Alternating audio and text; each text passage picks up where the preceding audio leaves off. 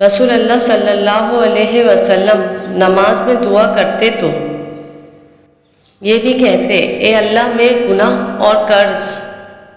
سے تیری پناہ مانگتا ہوں۔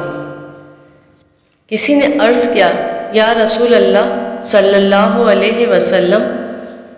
آپ صلی اللہ علیہ وسلم قرض سے اتنی پناہ مانگتے ہیں؟ آپ صلی اللہ علیہ وسلم نے جواب دیا کہ جب آدمی مقروض ہوتا ہے تو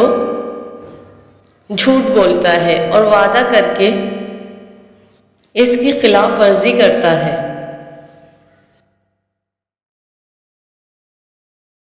رسول اللہ صلی اللہ علیہ وسلم نے فرمایا، اگر میرے پاس احد پہاڑ کے برابر بھی سونا ہو تب بھی مجھے یہ پسند نہیں کہ 3 دن گزر جائیں اور اس سونے کا کوئی بھی حصہ میرے پاس رہ جائے سوائے اس کے جو میں کسی قرض کے دینے کے لیے رکھ چھوڑوں۔ اس کی روایت صالح اور عقیل نے ظاہری سے کی ہے۔ حضرت ابو ہریرہ رضی اللہ عنہ سے مرفوع مروی ہے کہ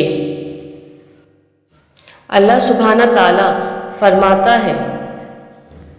آدم کے بیٹے میری عبادت کے لیے فارغ ہو جا، میں تیرا سینہ استغنا سے بھر دوں گا اور تیرا فکر دور کر دوں گا، اور اگر تو نے ایسا نہ کیا تو میں تیرے سینے کو اشغال سے بھر دوں گا اور تیرا